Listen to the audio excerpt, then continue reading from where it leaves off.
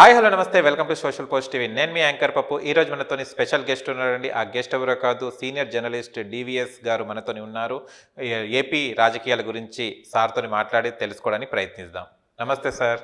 నమస్తే. ఎలా ఉన్నారు సార్? Fine fine. చూస్తే గనక ఏపీలో ఇటు జగన్ గారు, ఇటు చంద్రబాబు నాయుడు గారు, ఇటు పవన్ కళ్యాణ్ గారు పెట్టిన సభలకు విపరీతంగా జనాలు వస్తున్నారు, హాజరవుతున్నారు. కానీ వీళ్ళు పేడ్ ఆర్టిస్ట్లా లేకుంటే నిజమైన కార్యకర్తలా? ఎందుకంటే తర్వాత మనకు రిజల్ట్ తర్వాత తెలుస్తుంది వీళ్ళ ప్రచారం ఏందో. మీరేమంటారు? అసలు నిజమైన కార్యకర్తలు ఇప్పుడు సభలకు అటెండ్ అవుతున్నారా లేకుంటే డబ్బులు ఇచ్చి వీళ్ళు తెప్పించుకుంటున్నారా? రెండు అన్నీ ఉంటాయి కదా. కార్యకర్తలు వస్తారు, నాయకులు వస్తారు, రప్పిస్తారు. అంటే తెప్పిస్తారు, రప్పిస్తారు, రెండు ఉంటాయి అన్నమాట. ఇది ఇవాల్టిది కాదుగా.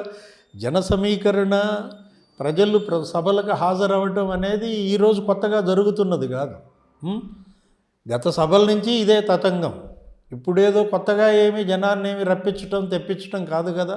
ఇంతకుముందు రాజశేఖర రెడ్డి మీటింగులు అంతే, ఇంతకుముందు చంద్రబాబు మీటింగులు అంతే, ఇంతకుముందు ఇందిరాగాంధీ మీటింగులు కూడా జనాన్ని రప్పించేయి తెప్పించేయే తప్ప స్వచ్ఛందంగా తరలి వచ్చేవాళ్ళు 60% ఉంటారు.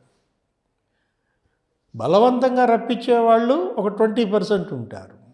ఇక మామూలుగా ఏది తెప్పిస్తారు కొంతమందిని, కొన్ని ఇచ్చి కొన్ని వాళ్ళకి కావాల్సినవి పోసి తెప్పిస్తారు. వాళ్ళు ఒక 20% ఉంటారు. జన సమీకరణలు విజేతలని నిర్ణయించవు. పవన్ కళ్యాణ్ కూడా మొన్న బాధపడ్డాడు కదా. ఏంటి, చాలాసార్లు ఆయన కూడా అన్నాడు, మీ జనానందరినీ చూసి నేను మోసపోతున్నాను, నా మీటింగులకు కుప్పతెప్పలుగా రావడం కాదు, ఓట్లేయరని ఆయన అనేది బాధపడ్డాడు. అంటే ఏంటి, నగ్న సత్యం పవన్ మాటల్లోనే ఇవాళ కనపడుతోంది. వచ్చే జనాన్ని బట్టి విజేతని నిర్ణయిద్దామనుకుంటే అంతకన్నా భ్రమ భ్రాంతి ఇంకొకటి ఉండదు. వస్తారు, వింటారు, వెళ్తారు, వాళ్ళు చేయాల్సింది చేస్తారు. అంతిమ నిర్ణయం ప్రజలదే.